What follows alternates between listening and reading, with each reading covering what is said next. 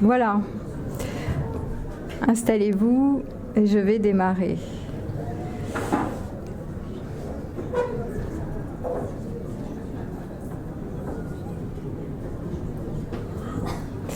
Donc bonjour et bienvenue sur cette conférence qui fait partie du cycle de la relation amoureuse que je donne ici à la Gazette Café et que je duplique à Castelnau-le-Lez. Donc ces conférences-là, celle-là elle a déjà eu lieu à Castelnau-le-Lez il y a un petit moment, au mois d'octobre. Et donc je la duplique pour ceux qui n'ont pas l'occasion d'aller à Castelnau. Je la donne aussi à la Gazette Café. Et à chaque fois, chaque mois, je viens ici pour un thème différent autour de la relation amoureuse, de l'amour et de la relation amoureuse. Aujourd'hui, le thème que nous allons évoquer ensemble, c'est fidélité, infidélité, entre choix et conditionnement. Est-ce que c'est vraiment un choix que d'être fidèle ou au contraire d'être infidèle? Est-ce que c'est un choix libre? Et qu'est-ce que c'est le libre arbitre? Ou sommes-nous le fruit de nos conditionnements à tel point que quand on a l'impression qu'on choisit un modèle amoureux, en fait, on n'est pas si libre que ça de nos choix, point d'interrogation. Voilà. Donc ça, c'est le thème du jour. Et puis, la question aussi qui se posera à un moment donné pour vous, c'est, au fond, si je suis dans un modèle amoureux sur lequel je me définis, qui me semble bon pour moi, ou qui m'a semblé bon pour moi, que ce soit fidèle ou non, est-ce que ça me correspond vraiment au fond? Est-ce que c'est vraiment fait pour moi? Et est-ce que je me suis déjà questionnée sur le choix de mes modèles amoureux? Et pourquoi j'ai choisi tel modèle ou tel autre? Voilà. Donc ça, c'est vraiment une question de fond. Donc moi, je m'appelle Véronique Cohn, hein, je suis psychologue et psychothérapeute. J'exerce mon cabinet est à Castelnau-le-Lez, mais sinon je suis aussi formatrice et j'anime des stages de tantra et des conférences aussi, et des ateliers sur la relation amoureuse. J'ouvre aussi un cycle en ce moment sur les amours pluriels, mais en introduction, je voudrais dire que je ne suis pas du tout ici venue pour vous plaquer mon modèle personnel et vous dire que c'est mieux telle route ou telle route. C'est mieux de choisir le modèle de la fidélité plutôt que du libre amour. Pas du tout. Moi, je suis surtout la visée de cette conférence pour moi, qui est vraiment fondamentale et qui me tient à cœur.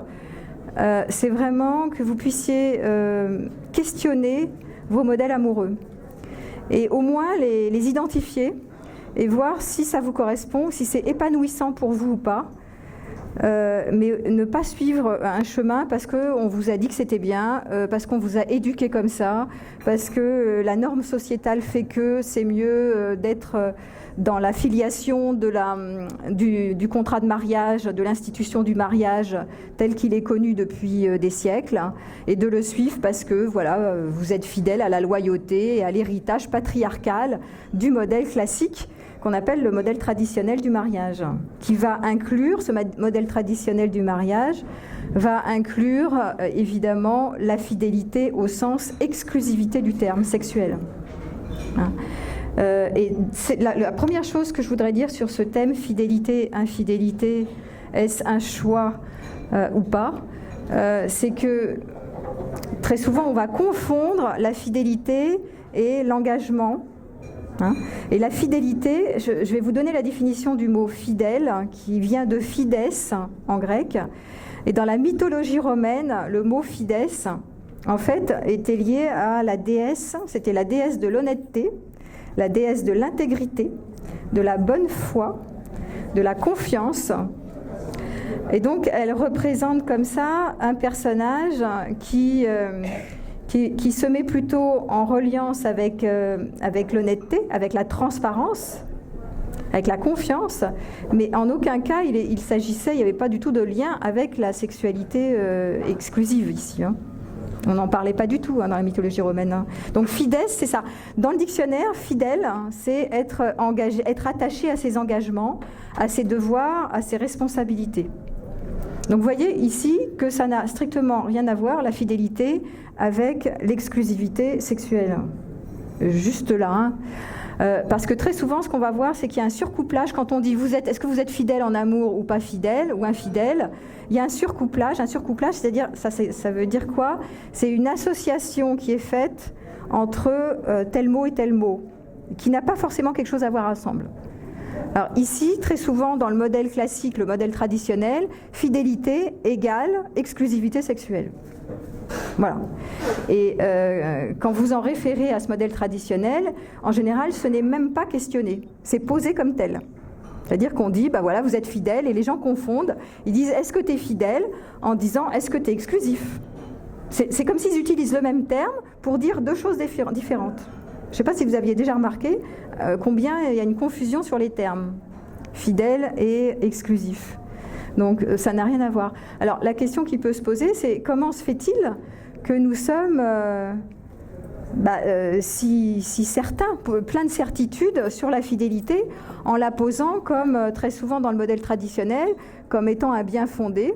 C'est bien, c'est mal, on se doit d'être fidèle, entre guillemets, on se doit d'être exclusif l'un à l'autre pour l'éternité. Et ça, c'est le contrat du mariage qui détermine ça comme ça, hein, qui pose ça comme ça. Mais est-ce que vous vous êtes déjà questionné sur la pertinence de ce modèle du mariage tel qu'il est posé aujourd'hui? Oula, il y a du monde qui arrive.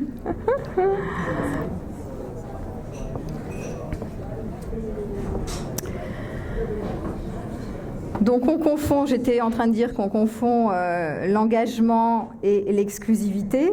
Donc si je reviens sur le mot fides qui a plutôt à voir avec l'honnêteté, l'intégrité, est-ce qu'on peut imaginer qu'on peut être fidèle dans la relation amoureuse? Ça n'a pas forcément à voir avec l'exclusivité sexuelle, mais ça a plutôt à voir avec est-ce que je me tiens intègre, est-ce que je suis soutenant, est-ce que je sais faire perdurer, fidèle dans le sens de faire perdurer le lien, est-ce que je sais prendre soin de la relation dans le long terme, dans le sens de, voilà, je me suis mis en relation avec un partenaire amoureux, est-ce que je suis fidèle dans le sens de faire pérenniser la relation? Et ça n'a plus rien à voir avec la question de l'exclusivité sexuelle ou pas. Hein. Très souvent, ce qu'on va remarquer d'ailleurs dans la sexualité, c'est qu'il y a des personnes qui sont non exclusives sexuellement et qui peuvent être extrêmement fidèles du cœur. Ça n'a rien à voir. Hein, la sexualité, si vous l'avez déjà connue, on peut très bien vivre une sexualité en dessous de la ceinture, qui n'est pas très haute, qui n'est pas connectée au cœur. Et à cet endroit-là, c'est juste mécanique, quoi. Moi, je dis toujours, vous sortez de là comme si vous avez mangé un gâteau à la boulangerie, mais pas plus. Et c'est pas parce qu'il y a relation sexuelle qu'il y a forcément une intimité et il y a une implication qui est forte. On peut être extrêmement plus impliqué dans une relation et dans un échange avec quelqu'un, même verbal, et être dans quelque chose d'intimité émotionnelle qui est bien plus forte et d'une plus grande implication émotionnellement que des fois un rapport sexuel. Donc pourquoi est-ce que l'institution du mariage dont on a hérité affilie tellement la fidélité à l'exclusivité? Ça, on peut se le demander. Hein, parce que la fidélité, je vous rappelle, hein, fidèle, c'est être attaché à ses engagements. On peut être engagé avec une personne pour longtemps en amour et pas forcément avec de l'exclusivité. Mais on ne se questionne pas forcément là-dessus. Donc l'engagement, c'est drôlement important pour moi, la question de l'engagement. Hein. S'engager, chacun va y mettre sa définition de l'engagement. C'est quoi pour moi m'engager? Moi, je vais vous donner la mienne, hein, ça ne tient qu'à moi. Pour moi, quelque chose de l'engagement dans la relation amoureuse, ça a à voir avec le fait de se maintenir dans la relation sur du long terme, d'approfondir le lien, et puis de possiblement ouvrir mon cœur quand il est fermé à l'autre, quand il y a des obstacles. Quand il y a des tensions et des conflits, à ce moment-là, est-ce que je peux ouvrir mon cœur quand il y a des tensions, prendre l'autre à l'endroit où il est, c'est-à-dire le rejoindre là où il est, me mettre en amour pour lui, quand c'est difficile pour moi, quand je ne suis pas trop débordée, est-ce que je peux le faire? Et donc, lisser sur les conflits pour faire perdurer la relation.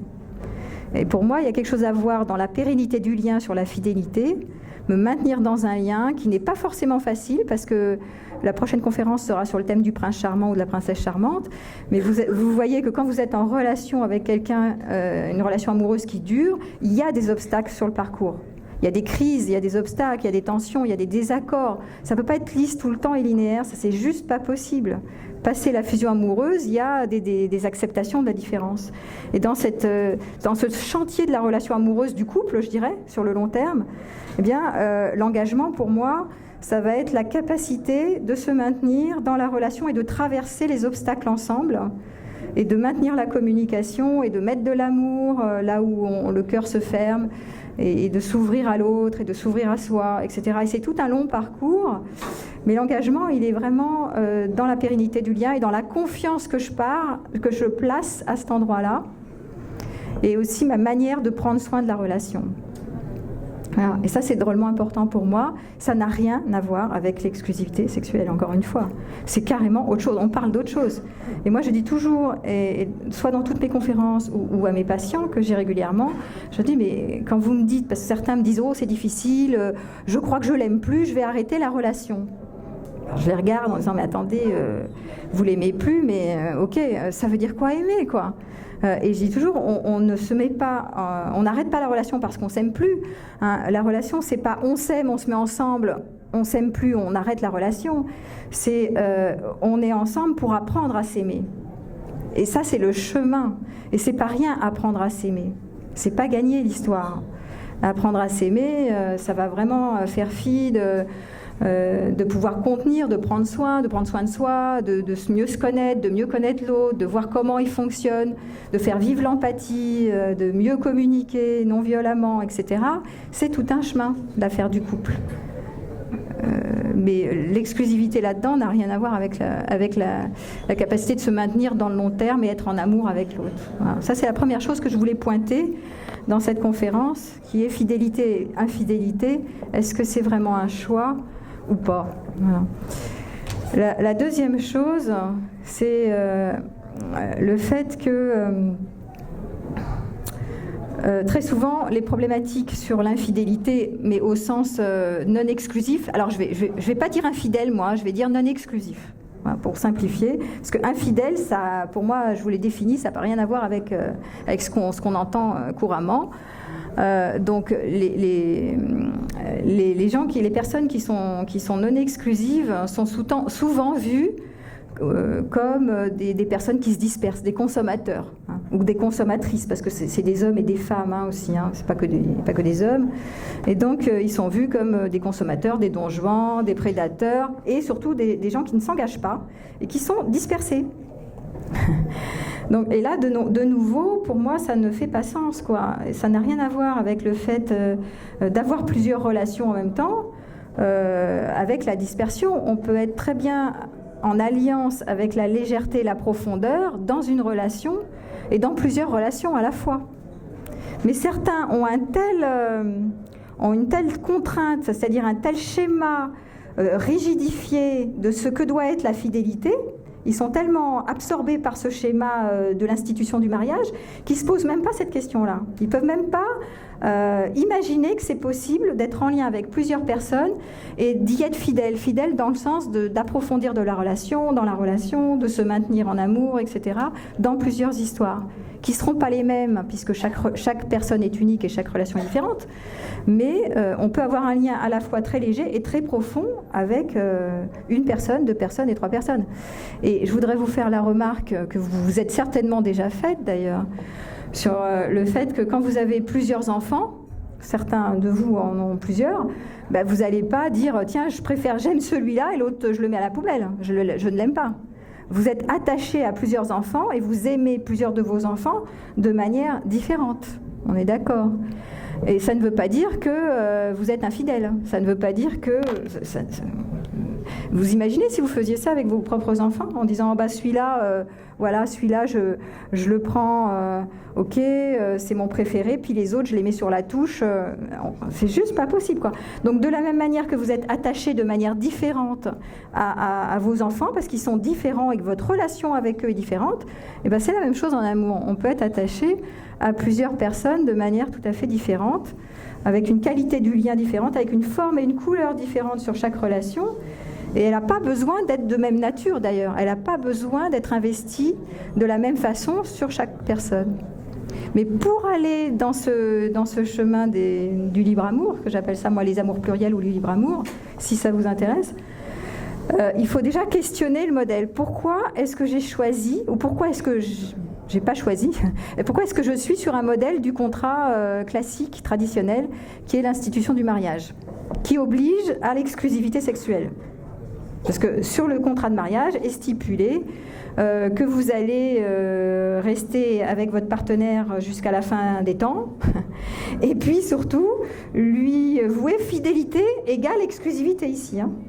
On ne dit pas fidélité, on dit soutien.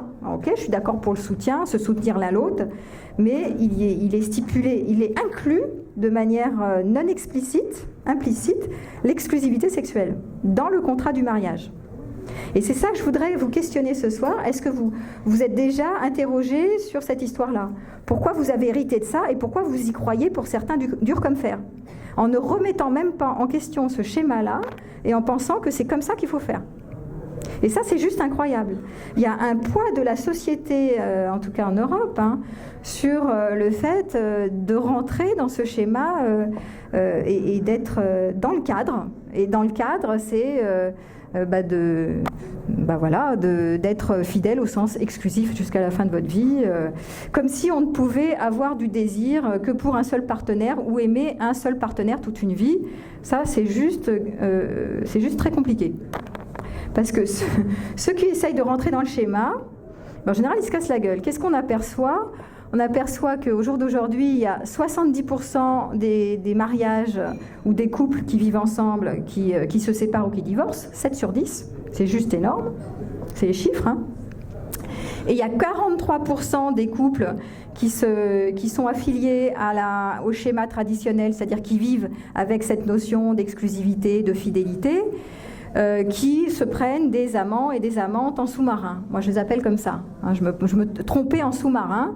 Ça, c'est le classique, c'est le vaudeville. Hein, c'est on se dit fidèle à l'autre, donc fidèle dans le sens exclusif. On est sur ce contrat-là.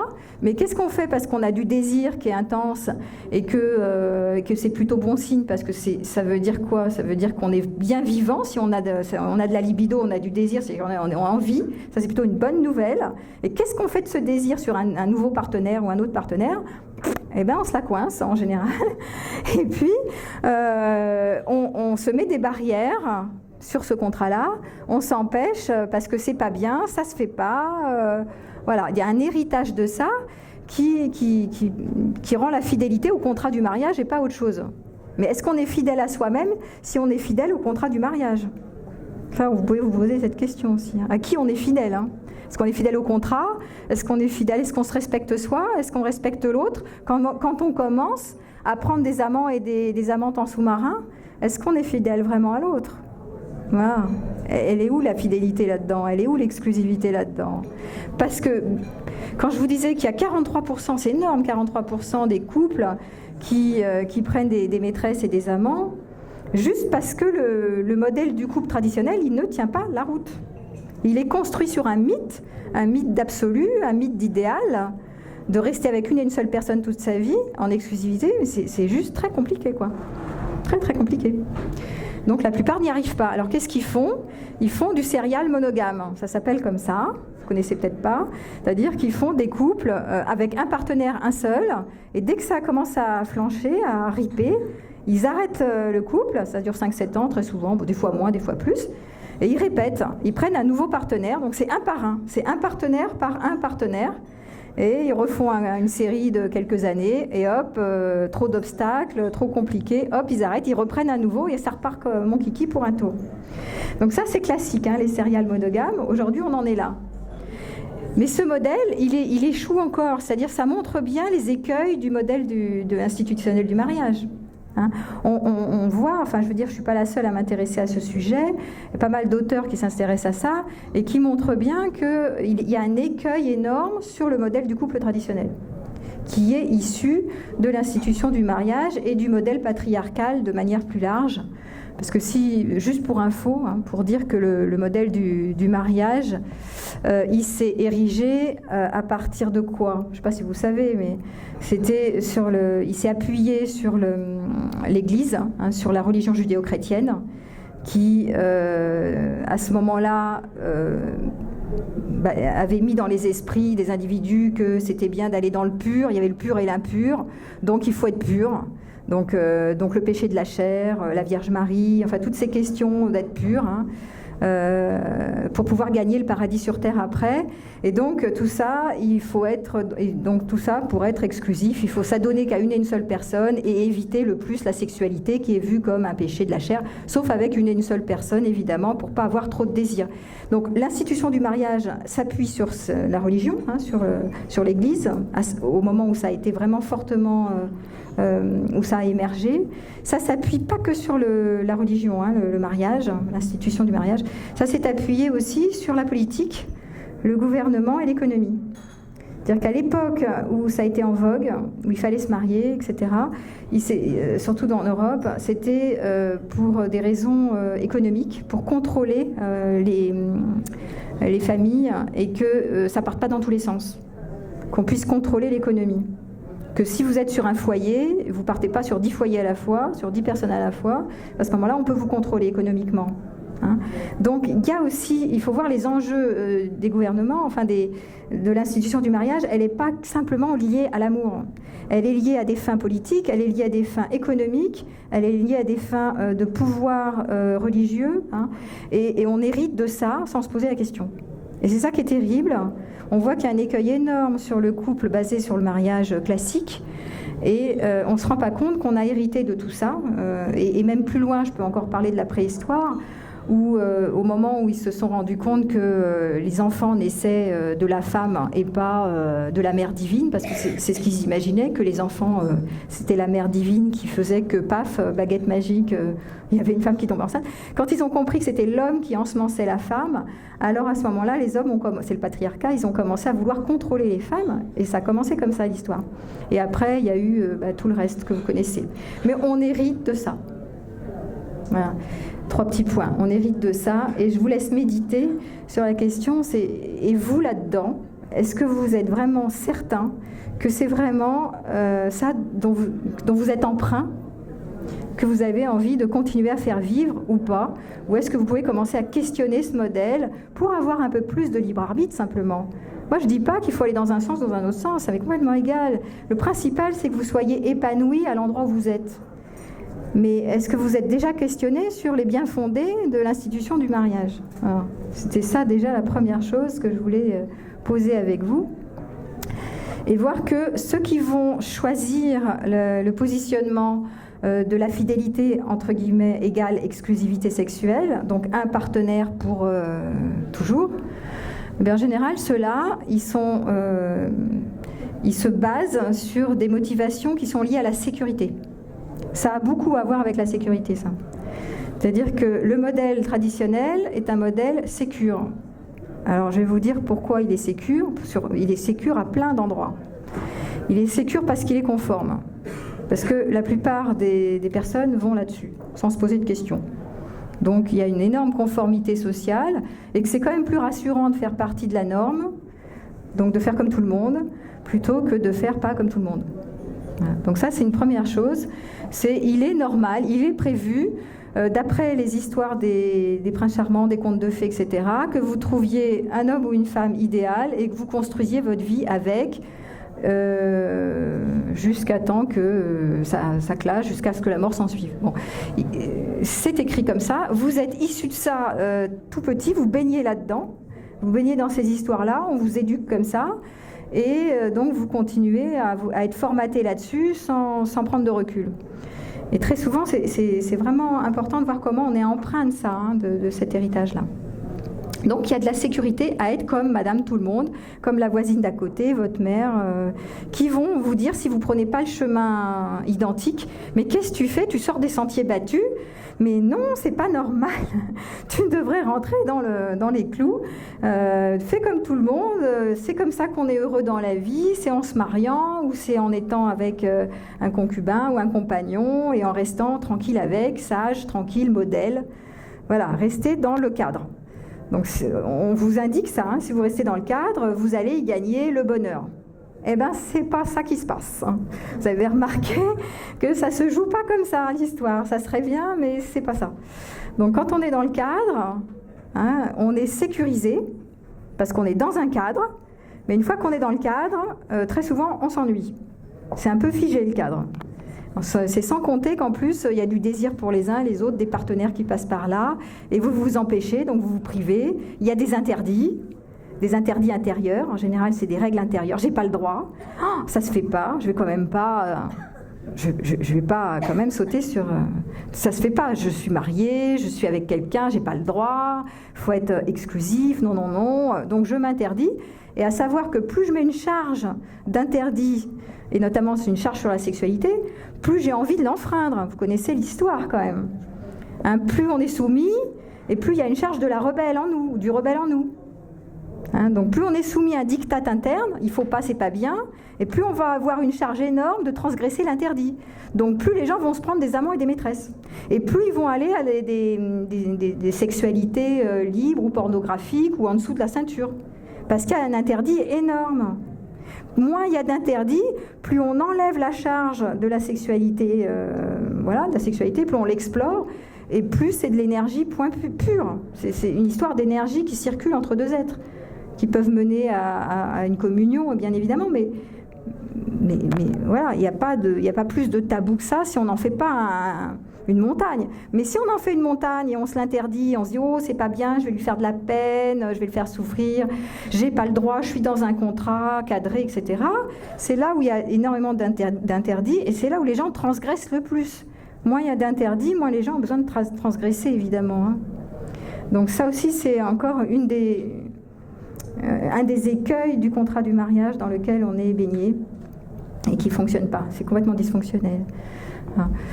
La sécurité, donc je dis, la plupart des gens qui préconisent que c'est bien d'être dans le contrat de mariage et donc fidèle au partenaire, il y a ça à voir avec la sécurité. Mais ils s'ennuient là-dedans, mais ils préfèrent des fois rester dans le cadre pour des raisons de sécurité.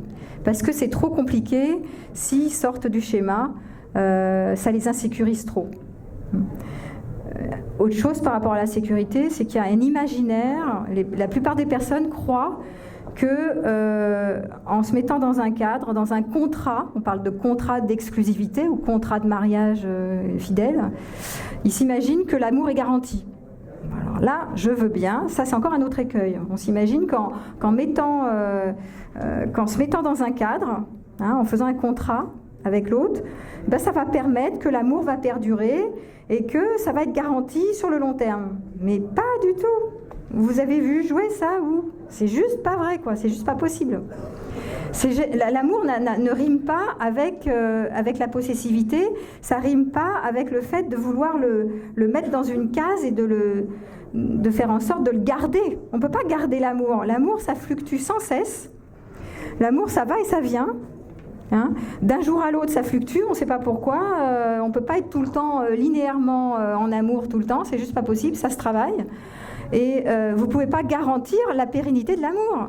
C'est comme une rivière je sais pas, le lit d'une rivière qui coule. Vous imaginez, vous allez mettre un barrage pour arrêter l'eau qui coule. C'est la même chose en amour. Vous imaginez en mettant un contrat de fidélité ou un contrat à la clé d'exclusivité, vous imaginez que vous allez pérenniser l'amour, vous allez le stabiliser et que ça va rester en l'état jusqu'à la fin. Mais ça, c'est juste pas possible, c'est une illusion d'enfant, quoi. C'est joli, mais c'est juste complètement illusoire. Hein, de toute façon, ça circulera, de toute façon, ça bougera, ça sera en mouvement. Ça ne peut pas être pérennisé, que vous le vouliez ou non. Et c'est juste pas possible de mettre un schéma, de s'imaginer qu'en mettant un contrat, ça va être garanti, quoi. Ça, c'est une croyance illusoire d'un enfant petit qui peut croire ça. Mais après, en tant qu'adulte, vous voyez bien que c'est faux, que ça ne tient pas la route, ça. Voilà. Mais on a tellement besoin, nous les êtres humains, de se sécuriser, et on a tellement besoin, on a tellement besoin de se sécuriser pour plein de raisons, parce qu'on a besoin de se compléter avec l'autre. On arrive avec un sentiment de séparation et on cherche l'âme sœur, on cherche à se compléter, on cherche à retourner à l'illimité. Et c'est pour ça qu'on tient tellement, une fois qu'on trouve un partenaire extraordinaire, avec le coup de foudre ou avec la fusion du départ, la lune de miel, on se dit « Oh, c'est tellement bon ce que je vis, que je voudrais que ça reste ça, cet état-là, cet état de complétude avec ce partenaire. Je veux pas que ça bouge, je veux qu'il soit à moi, rien qu'à moi, et que ça reste comme ça jusqu'à la fin des temps. » Et ça, C'est juste pas possible. Il faut vraiment arrêter d'imaginer que ça va être garanti, que cette mémoire du bon que vous avez vécu à un moment donné, ça va être stable. Hein, c'est pas possible, quoi. Ça va bouger sans arrêt. Mais il y a l'envie de faire perdurer cette communion des cœurs, des corps, des âmes jusqu'à la fin. Voilà. Et donc c'est pour ça qu'on bâtit des contrats d'exclusivité en disant qui vont être liés à la possessivité, bien évidemment. Puis bon, ben voilà, maintenant tu es à moi, je suis à toi, donc nous allons rester ensemble pour toujours. Et vous entendez l'histoire de la possessivité. Tu es à moi, je suis à toi. Tu es tout pour moi, je suis tout pour toi. Mais ça, de nouveau, c'est vraiment... Mais quel âge on a quand on fait ça? Est-ce qu'il y a de l'amour quand on est dans « tu es tout pour moi, je suis tout pour toi » ? Alors, on peut le faire 5 minutes, on peut rentrer dans la fusion et en sortir, effectivement. Mais l'autre, il n'est pas à vous, personne n'est à vous. Vous êtes à personne, vous êtes des êtres libres. Donc vous ne pouvez pas appartenir à quelqu'un, sauf si vous avez envie de jouer la partition de l'appartenance pour un rapport sexuel, pour une soirée SM, ce que je sais, moi, vous jouez à appartenir. Mais vous jouez à appartenir. Mais vous n'appartenez pas à personne. Sinon, vous n'êtes qu'une moitié de quelqu'un d'autre. Donc quand vous êtes une moitié de quelqu'un d'autre, vous avez perdu une moitié de vous. C'est quand même très embêtant, quand même, l'histoire. Et en général, dans les couples, il y a des personnes qui disent « voilà ma moitié ». Ah non, je suis inquiétée, moi, quand je dis ouais, « ma moitié », vous êtes plus qu'une moitié, vous. Et l'autre moitié, elle est où, votre moitié, là? Donc c'est ça le problème, hein. C'est quand même pas rien. Et ça se tient avec cette histoire de la quête de l'âme sœur, avec l'histoire d'appartenir à l'autre, et donc on se doit tout, on est tout pour l'un, on est tout pour l'autre. Et on peut jouer cette carte, il n'y a pas de problème à la jouer totalement et pleinement, mais pas s'identifier à ça en y croyant dur comme fer, quoi. Hein? Il n'est pas question de se priver de la relation amoureuse, il est question de ne pas s'y identifier, de se perdre là-dedans. Et notamment sur cette histoire de croyance du mythe de l'amour absolu, romantique, qui est complètement... l'amour romantique qui ne tient pas la route sur le long terme. C'est très compliqué, j'appelle ça un chantier du couple, moi. Un chantier parce qu'il va vraiment falloir y travailler. Il y a des ingrédients, et un jour je ferai une conférence sur les ingrédients qui fait qu'un couple marche sur le long terme, mais ce n'est pas une histoire d'exclusivité et ce n'est pas une histoire simplement de vouloir se sécuriser par un cadre qui est le contrat de mariage ou un contrat d'exclusivité. Ça ne va pas suffire, ça ne va pas jouer ça. Voilà. Donc quand les personnes elles rentrent dans le schéma de l'exclusivité égale fidélité, hein, qu'elles y tiennent, elles disent mais si c'est bien, il faut qu'on soit exclusif l'un à l'autre. Souvent, ça a à voir avec des problèmes de sécurité et ça a à voir avec aussi des problèmes de narcissisation, de narcissisme. Ça veut dire quoi? Ça veut dire que c'est important pour elle que l'autre mette toujours son attention sur elle, hein, qu'elle se sente importante à ses yeux. Voilà. Si jamais tu ne mets pas toute ton attention sur moi et rien que sur moi, alors je ne me sens pas assez importante ou important. Pareil pour les hommes. Ça veut dire quoi? Ça veut dire que mon estime de moi, elle est relativement fragile, que j'ai tellement besoin d'avoir tout ton regard sur moi pour savoir que je suis quelqu'un de bien, que j'ai de la valeur et que je suis importante. Ça, c'est drôlement important à comprendre, hein. Je vais vous le noter, ça, parce que vraiment, il y a des items, des caractéristiques qui font que les personnes ne lâchent pas leurs croyances, que dans la vie, il faut être exclusif sexuellement, à cause de ça. Et ça les parasite énormément, hein. Il y a une histoire de sécurité, hein. Comment je me sens en sécurité ou pas, et si j'ai du mal avec ma sécurité intérieure, je ne vais pas lâcher mon programme de la fidélité exclusivité. Je ne peux pas. C'est trop difficile pour moi. Il faut que je mette des balises, des cadres, des cadres de partout. Il faut que je balise. D'accord ? Ça, c'est la première chose, la sécurité. La deuxième chose, ça va être les problèmes d'estime de soi qui ont à voir avec le narcissisme, c'est-à-dire de se sentir important pour l'autre. Tu es tout pour moi, je suis tout pour toi. Il faut que je sois important. Si tu ne mets pas le zoom sur moi, je ne me sens pas assez important. Donc là, et si tu vas voir ailleurs, si tu choisis si tu as une relation affective ou sexuelle avec un autre partenaire, tu peux tomber amoureux et donc ça m'insécurise et peut-être qu'à ce moment-là, je ne suis plus importante. D'où la jalousie. Et la prochaine conférence sera sur la jalousie d'ailleurs. Je ferai qu'une conférence là-dessus. Mais les problèmes de jalousie sont liés très souvent à ce problème d'estime de soi. je crois que je n'ai pas assez de valeur à mes yeux, et donc aller avec un autre partenaire me met trop en inquiétude sur moi-même, comme quoi je ne suis plus assez importante, et donc tu vas me délaisser. Et donc, parce qu'on sait qu'il va nous délaisser, c'est pas prouvé ça. Mais et donc je suis persuadée que peut-être c'est risqué que tu vas me délaisser et partir avec une autre parce que tu en regardes une autre. Et donc je suis moins importante que elle. Alors voilà tout le film. Voilà. Ça c'est le film qui commence, qui est lié à un problème d'insécurité et un problème d'estime de soi. Donc elle va se comparer en imaginant que s'il y a un autre partenaire, mon Dieu, je suis en moins, l'autre est en plus, elle va fantasmer, imaginer des tas de choses. Et donc préférer rester sur la barque du contrat de fidélité, exclusivité. Il faut être exclusif parce que c'est trop, ça secoue trop à l'intérieur pour pouvoir permettre à un autre schéma, à un autre modèle amoureux d'exister, qui serait un modèle beaucoup plus ouvert ou plus libre. Donc vous comprenez mieux pourquoi, en comprenant ce que je dis, qu'il y a très peu de personnes qui peuvent se permettre de vivre un schéma plus ouvert. C'est pas simple, c'est pas évident, il faut sortir de la norme, il faut sortir de ces problématiques de sécurité intérieure, de ces problématiques de valeur de soi-même, et donc c'est un chemin qui est beaucoup plus compliqué, beaucoup plus complexe, une sacrée aventure, le chemin des amours libres, que le chemin classico-classique du modèle traditionnel du mariage. Évidemment, il est beaucoup plus sécure. Certaines personnes vont pas pouvoir accéder au modèle ouvert. C'est juste trop compliqué pour elles. C'est un vrai travail sur soi, d'aller regarder ses peurs, d'être sans partenaire, de ne pas avoir tout le zoom sur soi, de ne pas être assez important pour l'autre. Voilà, ça va secouer au niveau des zones d'insécurité trop fortement, donc elles vont préférer rester dans le cadre. Mais rester dans le cadre, je vous rappelle que c'est risqué, encore plus risqué, parce que vous risquez quoi? Les 43% qui vont voir ailleurs quand même, ils le font quand même. Et ça veut dire quoi? Qu'à la clé, il y a du mensonge. À la clé, il y a souvent de la trahison. Parce que, faut pas croire, mais en fait, vous mentez, mais les choses finissent par se savoir. La plupart du temps, les gens qui mentent pendant 1 année, 2 années, 3 années, ça finit par se savoir. Et quand tout se sait, des fois 10 ans, 15 ans après, c'est la catastrophe.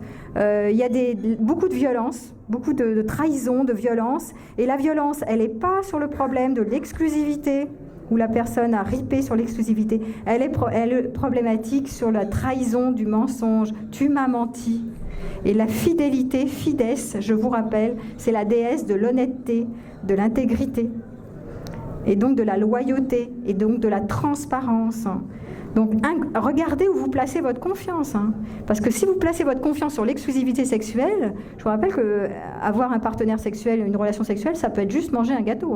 C'est pas forcément, alors ça peut être plus, mais et même si c'est plus, c'est pas parce qu'il y a une croyance qui tourne autour de ça, c'est pas parce que quelqu'un a plusieurs partenaires et même plusieurs amoureuses, par exemple, ou amoureux, et qu'il investit dans du cœur aussi avec, qu'il va se détourner de vous. Ça ne fait pas forcément du moins-moins. Parce qu'on s'imagine que si l'autre va voir ailleurs, ça me fait du moins pour moi et ça fait du plus pour l'autre. Mais qu'est-ce que vous en savez? Si vous avez peur, évidemment, vous allez tourner là-dedans. Mais si vous commencez à être un peu solide à l'intérieur de vous, vous allez vérifier assez rapidement que s'il va voir ailleurs et qu'il est heureux ailleurs, à ce moment-là, ça ne fait pas du moins-moins, ça fait du plus-plus. Parce que l'amour... ça fait plutôt du plus-plus que du moins-moins. L'amour qui se diversifie et qui s'amplifie, ça vous fait un retour en plus sur vous et pas un retour en moins sur vous. Mais ça, il faut l'expérimenter. Et pour l'expérimenter, il faut avoir dépassé ces zones-là. Et c'est pas gagné. Voilà. Alors attends, je vais parler des enfants, je vais répondre à ces questions. Alors les enfants... Dans le modèle ouvert, c'est ça la question? Alors, le modèle ouvert, aujourd'hui, il s'appelle le polyamour. Moi, j'aime pas trop le terme parce que je trouve que c'est un peu dogmatique. Et l'idée pour moi, c'est pas de passer d'un dogme à un autre, parce que le modèle traditionnel, pour moi, c'est dogmatique. Il faut. Ça, c'est bien, c'est mal. Le modèle du polyamour pourrait prétendre aussi, c'est pas le cas, mais vous pourriez imaginer qu'il faut avoir plusieurs partenaires. C'est pas du tout l'idée n'est pas d'avoir plusieurs partenaires. Pour moi, je parlerais plutôt des amours pluriels, c'est comme ça que je les appelle, ou du libre amour, qui est que je fonctionne en fonction de ce qui se présente. Je peux être sans partenaire, Ça peut être 0, ça peut être 1, ça peut être 2, ça peut être 3. Ça dépend des rencontres que je vais faire et de mes élans du cœur. Voilà, j'en ai, ça se fait. Des relations se construisent ou pas. Parce que pour moi, toute relation, toute rencontre est amenée à se vivre. Je ne vois pas pourquoi je me priverais d'une rencontre, mais elles ne sont pas toutes amenées à se bâtir. Il y en a qui se vont déliter d'elles-mêmes et d'autres qui vont se construire parce qu'on laisse faire et elles vont se construire parce que d'un coup, il y a de l'énergie qui se met, le partenaire se met à être là, il y a quelque chose qui se crée. Mais elles ne se créent pas toutes dans le temps. Donc, ce n'est pas la peine de s'inquiéter. Il y a des relations qui se détruisent d'elles-mêmes, voilà, elles se dilatent d'elles-mêmes dans l'éphémère. Et il y en a d'autres qui vont perdurer. Il y a plein de natures de relations différentes. Et les enfants là-dedans, donc les enfants, moi je l'ai vécu, hein, donc je peux parler de mon expérience, mais il n'y a pas que moi, il y en a plein. Hein, donc dans les personnes qui vont sur ce chemin des amours libres, ben, les enfants, ils vivent plus en tribu d'ailleurs. Ils sont plus... il y a l'avantage, il y a des avantages et des inconvénients. Un des avantages, c'est la tribu. C'est-à-dire qu'ils sont amenés à être plus... maternés ou pris en charge par les autres adultes, les autres partenaires. Ça peut être un plus. Il faut savoir que dans le monde des amours pluriels, c'est vécu avec transparence, c'est-à-dire que les partenaires sont au courant des relations des autres. Alors on ne va pas tout dire, il n'y a pas question, on ne va pas raconter à quelle heure, qui, quoi, pas besoin des détails, hein, mais ils sont au courant que quand il y a un nouveau partenaire qui arrive, eh bien il est... on annonce, on en parle, on dit voilà, j'ai rencontré quelqu'un, il s'appelle comme ça. Voilà. Après, on n'est pas obligé d'être dans la transparence totale, mais il y a une transparence quand même dans ce modèle-là, et il y a le consentement des partenaires, c'est-à-dire qu'ils sont d'accord pour avoir plusieurs partenaires, ils sont d'accord et consentants, ils ne sont pas contre, sinon ça ne marche pas. Et les enfants là-dedans, comme ils sont consentants et transparents, ils sont au courant. Et c'est naturel. Hein. Et en fait, moi, je me suis rendu compte que, vécu comme ça, je trouvais ça tellement naturel d'avoir plusieurs amoureux et je trouvais ça tellement naturel et simple. C'était simple, parce que l'amour, ça coule, quoi. C'est simple. Pourquoi on en fait toute une histoire ? Et comme il y avait de l'amour dans mes relations, les enfants, ils suivaient. Ils trouvaient ça naturel aussi.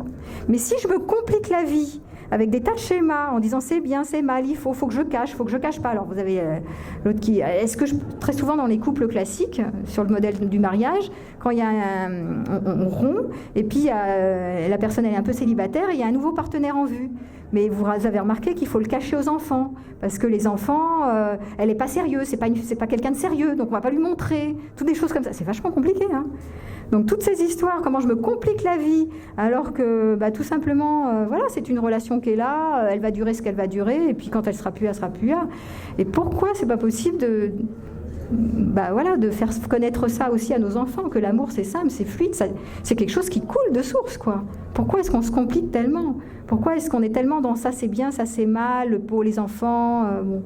Alors après, le problème qui peut se poser sur les enfants, c'est plutôt la norme, hein. C'est plutôt les autres, qu'est-ce qu'ils vont en penser ? Quand ils vont voir que maman ou papa, ils ont plusieurs histoires, ils ont plusieurs amoureux, voilà, les autres ils vont les regarder, ils sont exposés plus que les autres. Oui et non. Je dirais oui et non, parce que ça leur apprend aussi à penser par eux-mêmes et à se faire une opinion un peu différente que le moule, que la pensée normée. Et je voudrais revenir sur cette histoire de normes sociales, parce que le schéma dans lequel on est emprunté du modèle traditionnel du mariage, il est vraiment consistant et il marche très très bien parce qu'il est normé. Donc je voudrais vous faire un petit topo sur la norme et la sécurisation de la norme. La norme. Donc le schéma du mariage exclusif est extrêmement normé, ça veut dire que on hérite de ça et on a l'impression que c'est normal d'être normé, on a l'impression que c'est bien, c'est confortable d'être dans la norme parce que tout le monde pense pareil et donc vous êtes intégré, vous êtes dans le groupe des personnes qui pensent pareil, que c'est bien d'être exclusif, fidèle dans le sens exclusif, un seul partenaire pour la vie. Vous faites comme vos grands-mères, vous faites comme la norme, quoi. Hein, d'accord ? Donc ça se fait. Ça le fait, ça se fait. C'est correct, d'accord ? Voilà.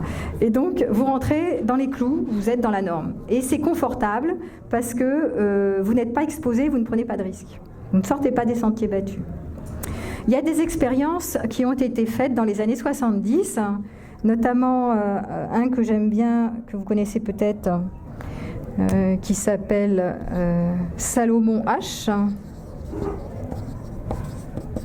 Il y en a 3, enfin il y en a 2. Il y a Stanley Milgram qui a travaillé sur l'obéissance à l'autorité, et Salomon H qui a travaillé sur la notion de conformité.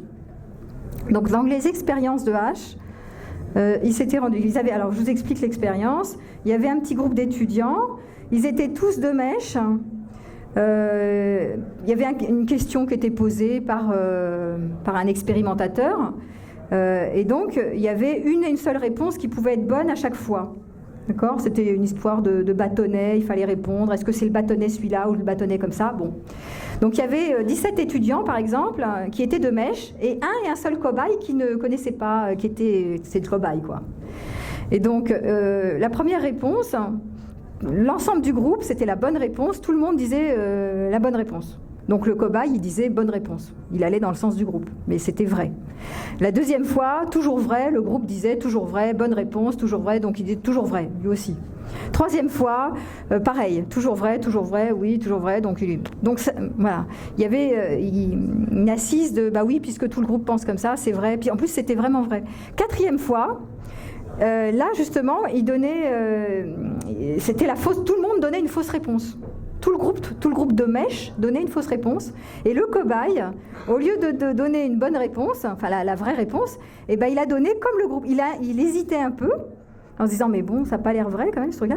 Mais il finissait par donner la même réponse que les autres, qui était fausse. Et plusieurs fois de suite comme ça. Donc cette expérience qui est intéressante quand même, elle montre que pour ne pas se sentir exclu, même si on sait que c'est faux, on va répondre comme les autres. Pour ne pas se faire exclure du groupe. Et c'est quand même incroyable. Et donc ça renvoie à quoi ? Et moi, je me suis interrogée là-dessus. Et il se trouve que dans notre cerveau reptilien, il y a des traces archaïques d'une mémoire de survie de ça. C'est-à-dire que dans certaines tribus, on le voit encore, si vous faites exclure du groupe, du clan, ben vous mourrez, vous ne survivez pas. Vous chopez des maladies, vous allez pas rester longtemps en vie. Parce qu'il y a des traces de notre survie de l'espèce, comme quoi on ne peut pas survivre sans le groupe. Il faut rester dans le groupe. Donc c'est très très fort et c'est très marqué en nous, qui fait que cette notion de conformité, elle n'est pas tellement conceptuelle, elle est aussi enracinée au plus profond de nous-mêmes, dans nos cellules. C'est quand même incroyable ça. Ce qui fait que c'est tout à fait normal et légitime que la plupart d'entre vous et d'entre nous soient tellement conformes et n'arrivent pas à imaginer autre chose que de rester sur le contrat de l'institution du mariage, avec l'exclusivité à la clé et tout ce qui va avec. C'est beaucoup plus simple et facile d'être normé parce que vous ne risquez pas de mourir ou de vous exposer à autre chose. Mais vous n'avez pas votre libre arbitre. Vous perdez votre individualité parce que vous êtes normé, vous faites comme tout le monde, même si ça ne vous convient pas. Alors si ça vous convient de faire comme tout le monde, bah, tant mieux pour vous.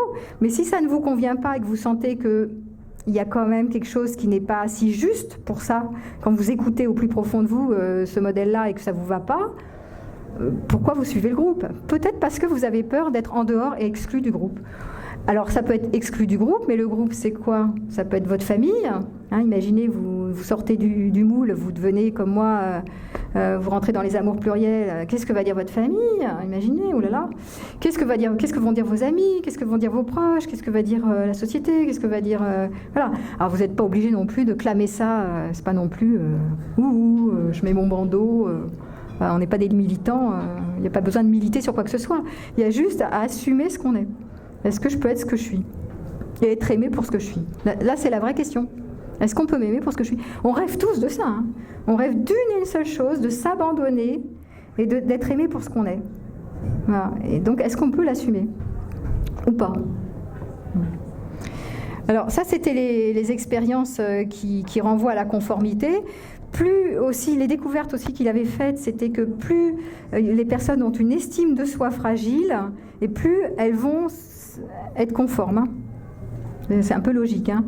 Plus l'estime de soi est faible et plus la personne rentre dans la conformité. Et on va voir aussi l'inverse. Plus la personne est autoritaire, et plus elle rentre aussi dans la conformité, voilà, pour asseoir son autorité. Les expériences de Stanley Milgram qui sont fort intéressantes. Il y a un film qui est sorti il n'y a pas longtemps que j'ai vu qui s'appelle Expérimenter, Expérience, c'est ça? Ouais. Porte sur son parcours de vie. Et lui, il a fait des expériences travaillant sur l'obéissance à l'autorité. Je vous raconte vite fait les expériences. Il y avait un cobaye qui était au courant, qui était de mèche, et lui qui recevait des électrodes, qui avait des électrodes sur la tête, et on lui balançait des courants, des stimulations électriques, avec des volts. Et donc avec un curseur du léger, fort. Et fort, à un moment donné, c'était fort jusqu'à ce que ça mette sa vie en danger quand même. Hein. C'est pas un peu fort, c'était de plus en plus fort. Jusqu'à ce qu'il reçoive une décharge qui le mette en danger de vie. Bon. Et donc il y avait un cobaye à chaque fois différent, un homme, une femme. Alors ils ont essayé les hommes, les femmes, les gens statuts sociaux différents, des blancs, des noirs, enfin de tout quoi. Ils ont fait un échantillonnage large avec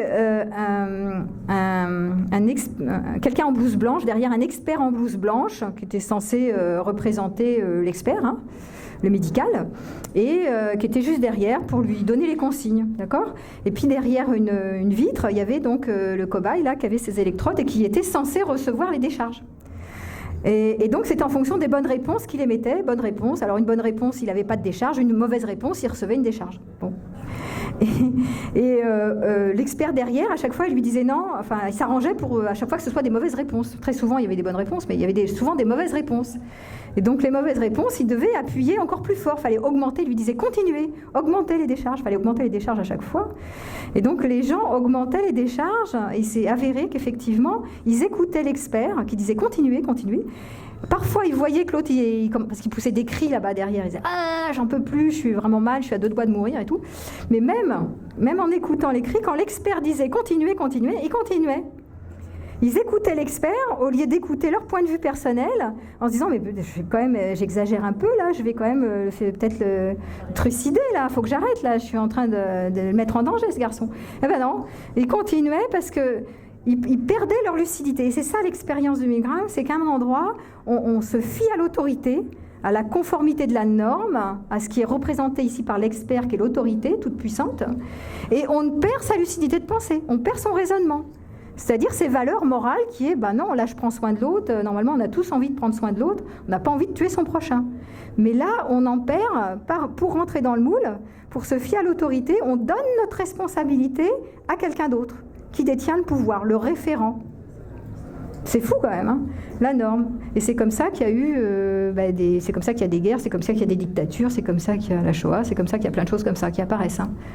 Voilà, parce qu'il y a une forme de perte de responsabilité, et donc comme si on devient confus et on donne la responsabilité à autrui, et là à la loi, à la morale, à ce qui est convenable, à l'expert, soi-disant, parce que là c'était pas un vrai expert. Voilà, les expériences de Milgram sur les histoires d'obéissance à l'autorité. Et ce qui m'a questionné beaucoup, parce que en fait ça renvoie à cette histoire de contrat de fidélité et de modèle classique, modèle traditionnel du mariage, qui fait que bien souvent c'est compliqué, je vous dis, c'est compliqué de remettre en question ce modèle du fait de rester conforme. Et que la loi a dit que, et en plus c'est dans les lois de Moïse, tu ne convoiteras pas la femme de ton prochain. Donc c'est tellement ancien cette histoire que c'est très difficile de remettre en question le référent, le cadre normé, socialisé, qui est accepté et admis par tous. Hein. Et c'est pour ça que je vous questionne aujourd'hui sur vous héritez de ça, mais est-ce que c'est profondément ça qui vous convient? Voilà. Le dernier modèle que je voulais vous présenter, qui est le modèle que j'aime beaucoup aussi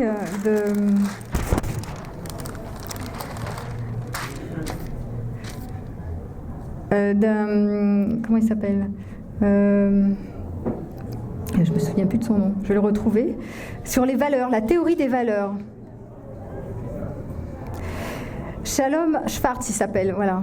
Et donc la théorie des valeurs, ici, va porter, c'est une grille sur la notion de ce sur quoi on est mobilisé, nos valeurs principales. Donc On est tous conditionnés plus. On ne peut pas ne pas être conditionné par nos valeurs. C'est juste pas possible. En tant qu'être humain, on a absorbé des valeurs qui viennent de l'éducation, qui viennent de vos parents, qui viennent de vos profs, qui viennent de vos grands-parents, qui viennent de tous ceux que vous avez rencontrés et qui vous ont influencé sur votre parcours. Donc vous avez internalisé dans votre disque dur des croyances qui sont des valeurs sur dans la vie, c'est bien, je me dois de, tu ne dois pas, il faut pas, le bien, le mal, etc. Donc les valeurs, ce sont des croyances qui se promènent sous forme d'autoroute neuronale et qui prennent un chemin, une autoroute neuronale. Ce sont des croyances et vous croyez que ce sont des vérités. Ce sont juste des schémas d'autoroute neuronale qui se baladent dans votre tête et qui forment votre personnalité, qui vous constitue et sur lequel, bien souvent, vous ne remettez pas en question vos valeurs. Voilà. Et les valeurs, c'est important de les regarder parce que, en fonction de nos valeurs, on ne va pas avoir les mêmes lunettes sur la vie, sur le monde. On ne voit pas les choses de la même façon en fonction de nos valeurs. Mais de nouveau, est-ce que vous êtes en capacité de remettre en question vos valeurs ou d'y croire dur comme fer, de vous identifier à vos valeurs et de croire que ce que vous dites, c'est vrai ? Parce qu'on vous l'a appris, parce qu'un jour quelqu'un est passé par là, vous a dit, tu sais ma petite fille, dans la vie, tu dois être avec un seul garçon, parce que c'est comme ça que ça se fait, et puis c'est comme ça que tu seras heureuse d'abord, hein, surtout c'est mieux d'en avoir qu'un seul, ta grand-mère a fait ça et tu dois faire ça, voilà. C'est comme ça que tu vas être bien, c'est ça le bonheur. Voilà. Donc ça, c'est une valeur et vous l'avez internalisée et aujourd'hui, certains y croient dur comme fer. Ils ne l'ont jamais questionné. Voilà. Mais c'est juste un schéma neuronal, voilà, c'est pas plus. C'est une petite autoroute qui passe dans votre tête. Donc est-ce que vous êtes en capacité de mesurer, de les regarder, de les conscientiser et de les remettre en question ? Ça, c'est déjà énorme ce travail. Parce que sinon vous êtes persuadé que vous avez raison. Et vous balancez à tout le monde et vous projetez à tout le monde que « mais oui, c'est ce que je crois, c'est vrai ».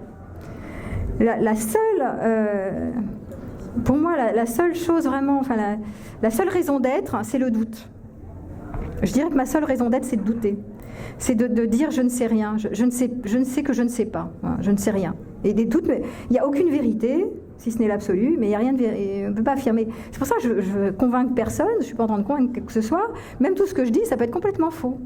Et c'est important que vous ayez votre libre arbitre, votre pensée personnelle, votre référent propre pour évaluer les opinions des uns et des autres et penser par vous-même au lieu de penser par rapport à quelqu'un qui est soi-disant expert ou votre grand-mère qui était charmante ou je ne sais qui ou votre père qui vous adressait ou est-ce que je sais.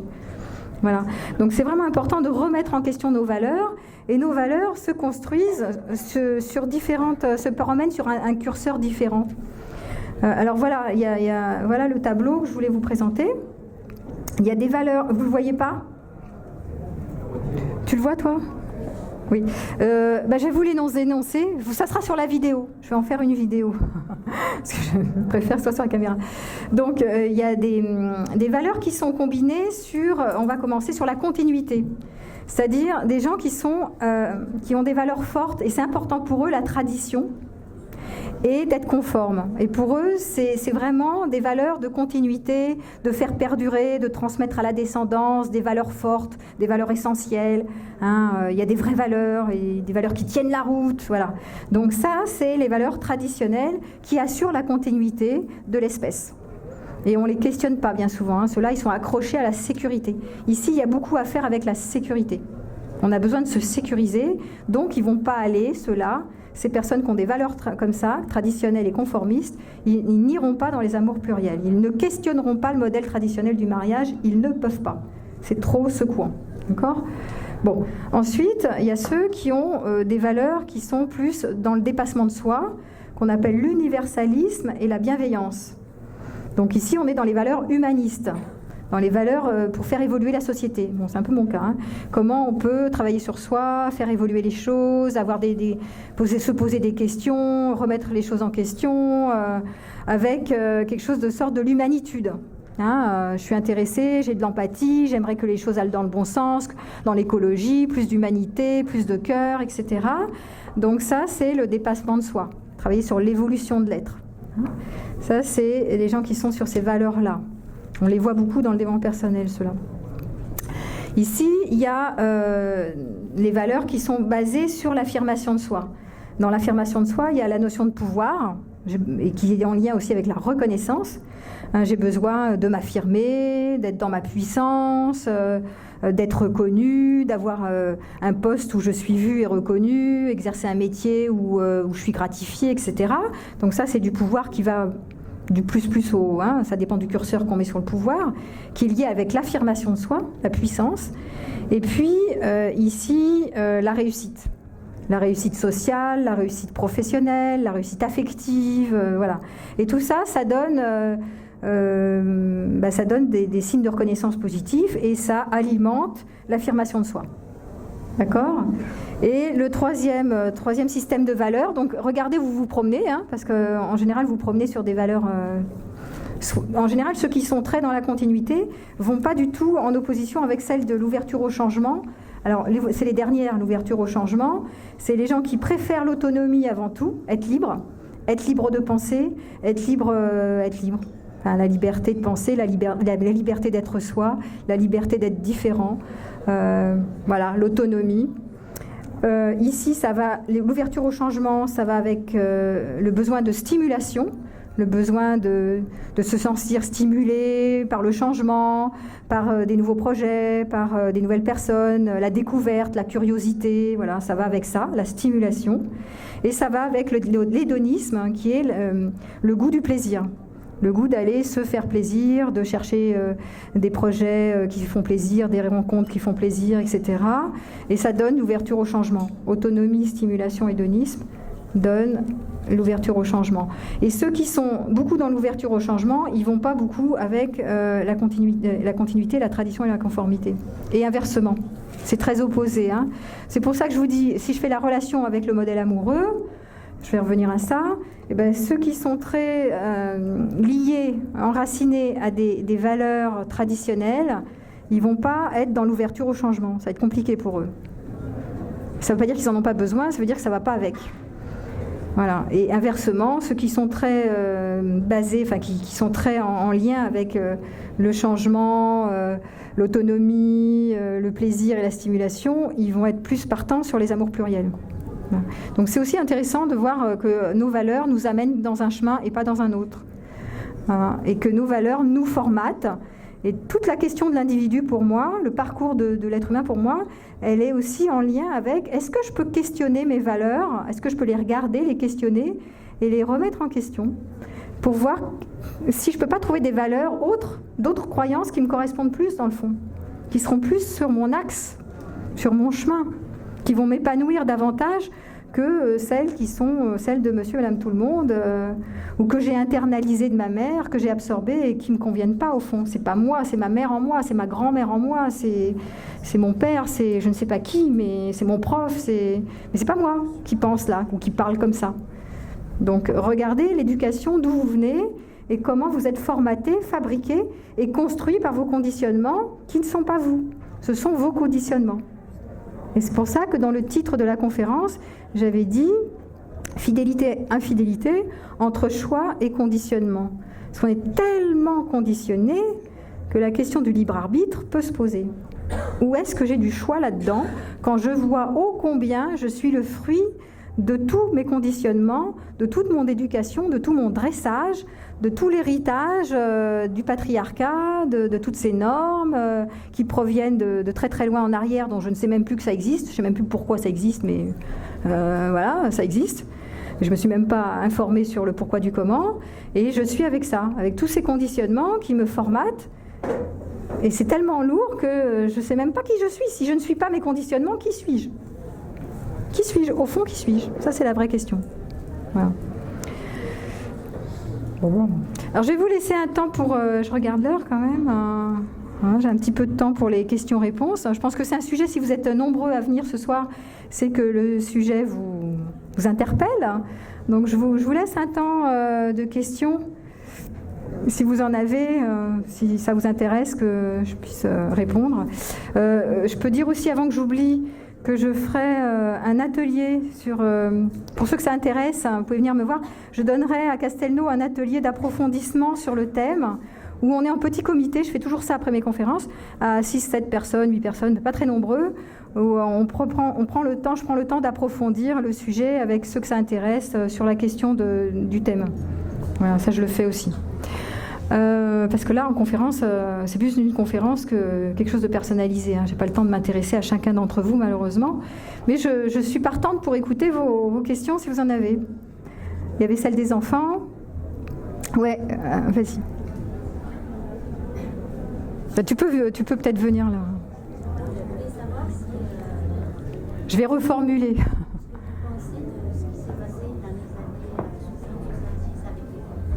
Oui, alors je vais vous dire ce que j'en pense. Il y a eu une période, effectivement, 68 ans, après 68, où il y avait la liberté sexuelle, les hippies, vous vous rappelez? Peace and love. Hein? La question, c'est qu'est-ce que je pense du modèle post-68 art? C'est ça? Voilà. Donc, qu'est-ce que je pense? Alors, effectivement, il y a eu toute une période qui a contrebalancé la période conservatrice, où la sexualité était vraiment sur le modèle du mariage fort. Et donc là, ils sont partis dans le sens inverse. Ça a été l'éclate, entre guillemets. C'était vraiment, on est libre sexuellement, on passe de l'un à l'autre comme ça, youplala. Et finalement, ce que ça a donné plein d'expériences, évidemment, ça a fait plein éclore quand même pas mal de nouvelles thérapies, des choses comme ça, hein. Ça a quand même donné naissance à plein de belles choses. Mais il y a quelque chose qui était parti dans le curseur à 180, qui était un peu extrémiste, sur lesquels on couchait partout, de partout, mais en fait, on ne s'intéressait pas tellement à la qualité de la relation. On ne prenait pas soin, en fait. Et aujourd'hui, on revient à quelque chose. Alors après, on est revenu en arrière. Évidemment, vous savez que quand on bascule dans un camp, on rebascule sur l'autre. Maintenant, on revient de quelque chose de très censuré, très classique, on va dire. Et en fait, je pense que pour moi, ce qui est intéressant, c'est ni l'un ni l'autre.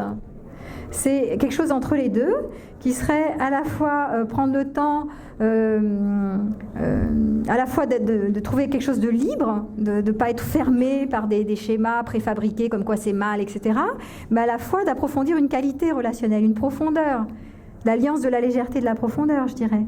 Hein, comment je peux faire vivre et nourrir des relations, pas seulement parce que voilà, je suis mon élan et j'ai envie de sauter sur tout ce qui bouge, mais parce que je vais porter mon intérêt sur la relation, parce que je vais l'approfondir quand c'est possible. Si je trouve quelqu'un en face qui a envie de l'approfondir, je vais pouvoir faire ça. Tu vois? Et donc c'est différent que simplement expérimenter la liberté sexuelle. Voilà. Alors, il y a encore des lieux aujourd'hui qui renvoient à ça. Et notamment, je voudrais parler de la polysexualité, qui n'a rien à voir avec les amours pluriels d'ailleurs. Hein. La polysexualité, si vous connaissez, c'est tout ce qui a trait au libertinage. Et donc le libertinage, c'est la sexualité complètement libre, les échangistes, etc. Et ici, on va explorer uniquement tout ce qui est en dessous de la ceinture. Mais c'est coupé du cœur. Et c'est extrêmement codifié. C'est-à-dire que la plupart des couples qui vont s'adonner à l'échangisme ou au libertinage, en fait, c'est toujours pour conserver la sécurité amoureuse. T'as le droit d'aller en dessous de la ceinture de manière mécanique, mais il ne faut pas que tu tombes amoureux. Comme si c'était garanti, hein, comme si en plus, voilà. Comme si on pouvait contrôler l'autre, de nouveau. On veut exercer une sorte de contrôle sur le partenaire en disant jusque-là, tu as le droit d'aller, après, tu n'as plus le droit, c'est trop dangereux. Ben là, je suis désolée, mais en plus, c'est complètement un postulat erroné, parce qu'on peut partir sur une sexualité mécanique et s'embrayer d'un coup sur quelque chose de l'ouverture du cœur, dont on a la surprise, on ne peut même pas s'y attendre. Sauf si vous y allez en étant archi-verrouillé, en disant non, je ne veux surtout pas de mettre du cœur. Alors, il peut y avoir des femmes et des hommes là-dedans, hein, évidemment, c'est pas que des hommes.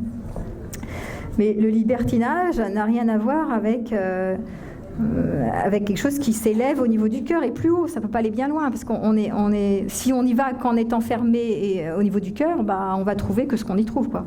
De la sexualité mécanique qui est agréable, donc du plaisir, certes, et encore pas toujours, mais pas plus, quoi. Ça, c'est pas des relations qui vont aller très loin dans la profondeur et dans le cœur. Voilà. Ça peut être un côté rassurant dans un couple. C'est rassurant. On est toujours ici. Il faut regarder que la plupart des personnes ont besoin énormément de se sécuriser.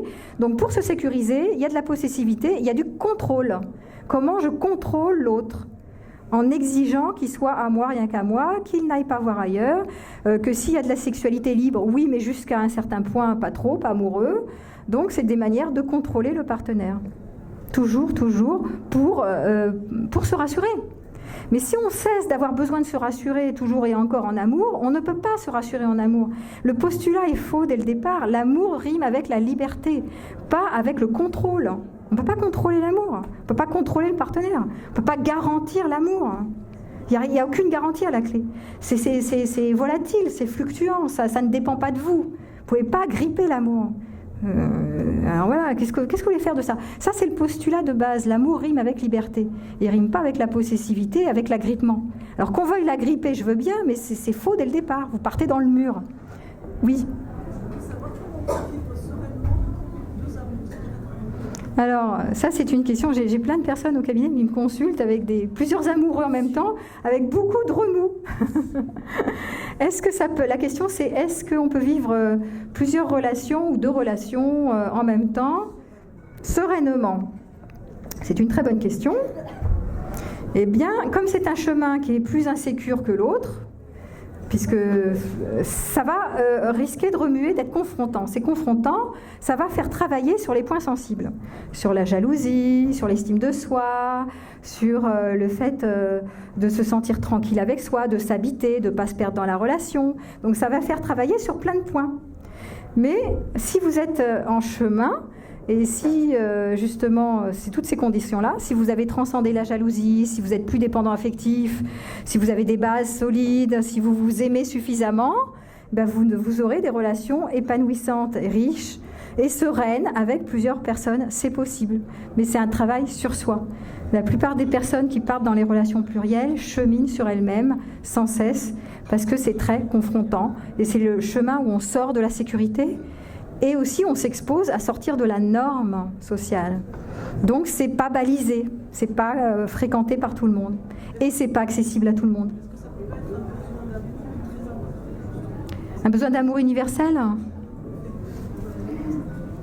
J'ai pas entendu. Oui, mais on peut aimer... Alors, on n'a pas besoin de passer à l'acte avec tous les partenaires non plus, hein. Vous pouvez très bien être avec 0 partenaire et être en amour universel. L'amour universel n'a besoin de personne. On n'a pas besoin de rencontrer l'autre, ni physiquement, ni intellectuellement, ni rien du tout. On est l'amour universel. On est ce qu'on est divin. On n'a pas besoin de la rencontre. C'est pour ça, là, je caricature, mais à l'extrême, on n'a pas besoin de faire vivre l'amour universel. Il l'est. On est comme ça.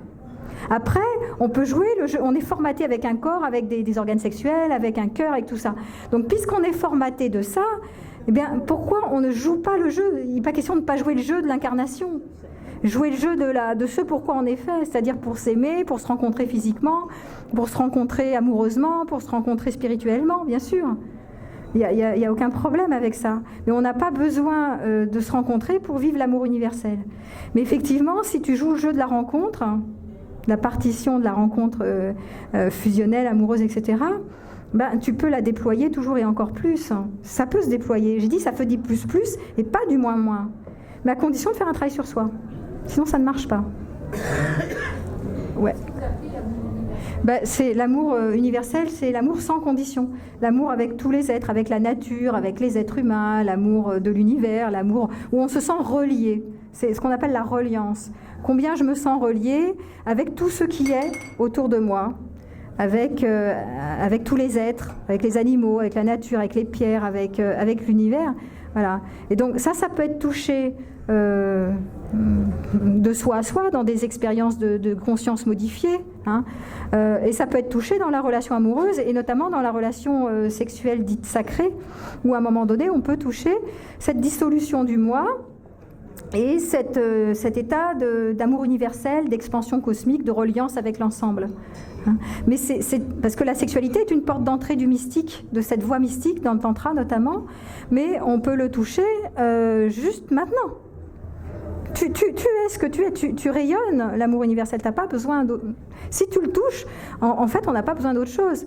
Mais après, comme on est formaté dans ce corps et limité et séparé des autres, on va chercher, avec la rencontre, de retrouver cet amour, d'être aimé pour ce qu'on est, d'aimer l'autre voilà, totalement, pleinement, etc. Et c'est tout le jeu de la fusion.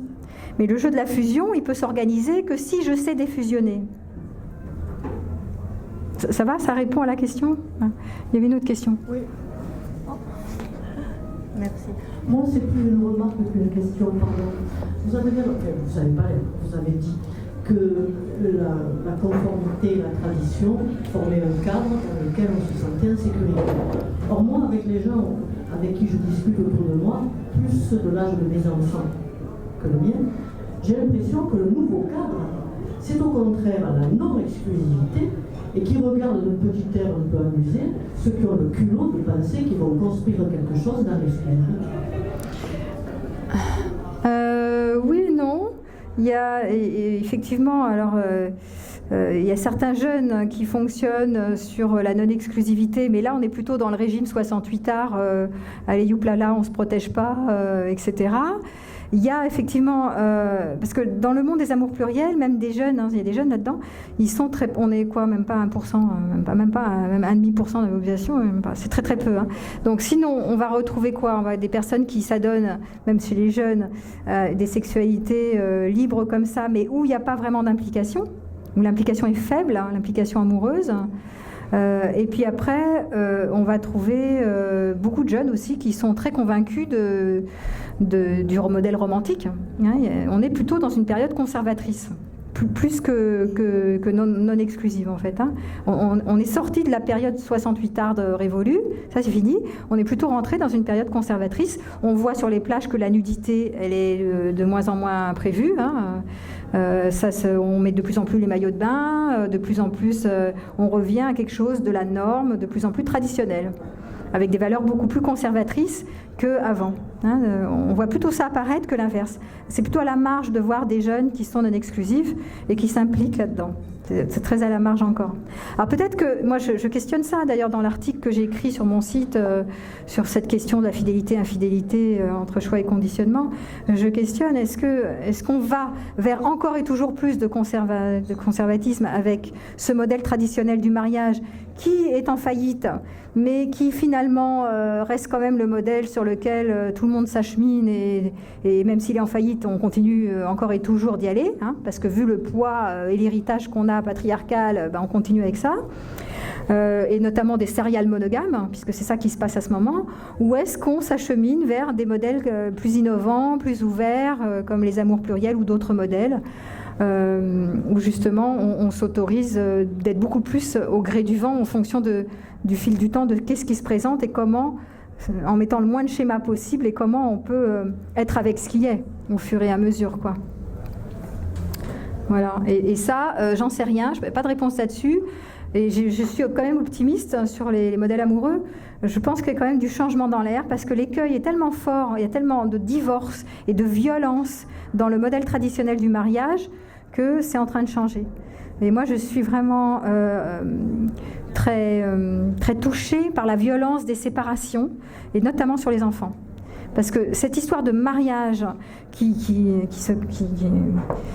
ces mariages qui se terminent vraiment dans des séparations des fois horribles, hein, dans des divorces qui n'en finissent pas, avec des procès, etc., les enfants trinquent énormément. Tout ça parce que d'un coup, il y a un des partenaires qui a un autre amoureux, par exemple, et qui se dit, si j'ai un autre amoureux, il faut que je casse avec le premier pour aller avec le deuxième, pour faire un nouveau couple.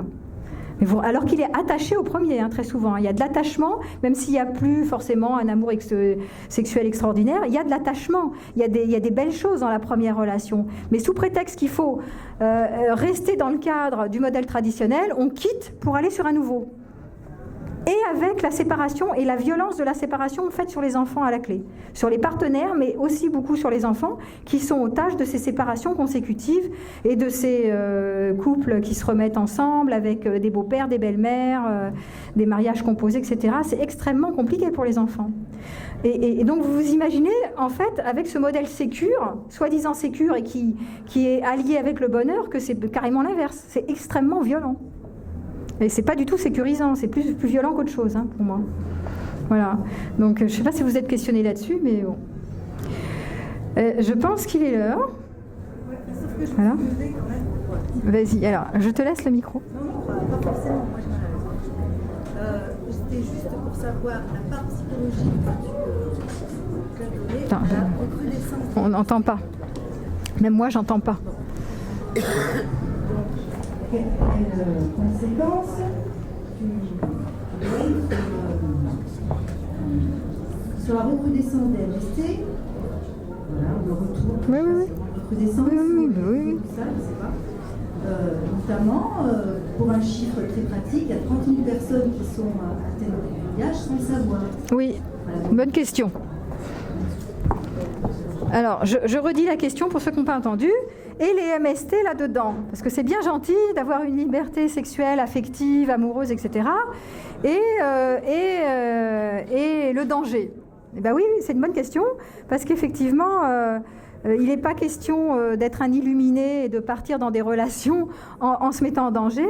Il est vraiment question, quand vous partez, si vous changez de chemin et que vous vous intéressez aux amours pluriels ou au libre amour, d'être en accord avec vous et au clair sur le fait de ne pas vous mettre en danger vous-même et pas de mettre en danger le partenaire.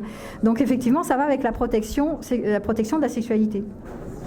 Bon, ça me paraît évident, mais c'est vraiment quelque chose de fondamental de se mettre d'accord sur le fait de se protéger, déjà pour vous-même et pour les autres.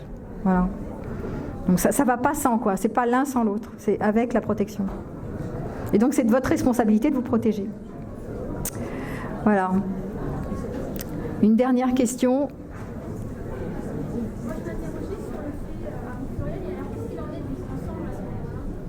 Eh ben, je vois pas le rapport. Enfin, il n'y a pas de souci de vivre ensemble. On peut vivre ensemble. Alors moi, je vais vous parler de mon expérience puisque c'est une question. Moi, j'ai vécu à un moment donné de ma vie, parce qu'après ça a changé, puis ça change toujours, ça n'arrête pas de changer. Mais à un moment donné, j'ai vécu avec. On était 2 femmes et un homme, avec nos enfants, tous nos enfants. D'accord ? Et donc, on a vécu ensemble pendant 1 an, 1 an et demi, 2 ans, je crois, sur le même territoire. Et après, on a partagé pendant 10 ans ce même homme avec chacune chez nous. Ils partaient d'un endroit à l'autre. Donc on a vécu ensemble. Mais pour moi, le fait de vivre ensemble n'est pas inhérente à rien du tout. C'est une forme que prend la relation à un moment donné. Et on peut être en relation de couple très, très forte sans être sur le même territoire. On peut être en couple de manière très forte en étant sur le même territoire. Toutes les formes sont possibles, c'est que la relation qui est importante, la qualité de la relation qui est importante, pas la forme qu'elle prend. Et la forme, elle peut évoluer. Mais ça n'a rien à voir avec les amours pluriels, ça. Ça n'a pas de lien. Hein. On peut être sur le même territoire, on peut ne pas être sur le même territoire, et la qualité est la même, voire elle peut être plus forte à distance que sur le même territoire. Il y a des gens qui vivent sur le même territoire, qu'est-ce qu'ils vivent ? De la colocation. Donc ça n'a rien à voir avec la forme. Ça va avec la qualité de la relation, l'implication et la capacité de faire perdurer, d'être fidèle dans la relation. Et je reviens à ce mot fidèle, ma capacité de me maintenir en amour, prendre soin de la relation dans ma relation amoureuse. Est-ce que je sais faire ça ? Voilà, c'est autre chose, ça. On ne parle pas de la même chose. Voilà. Bon, en tout cas, je vous remercie pour tous. J'ai fait passer... merci.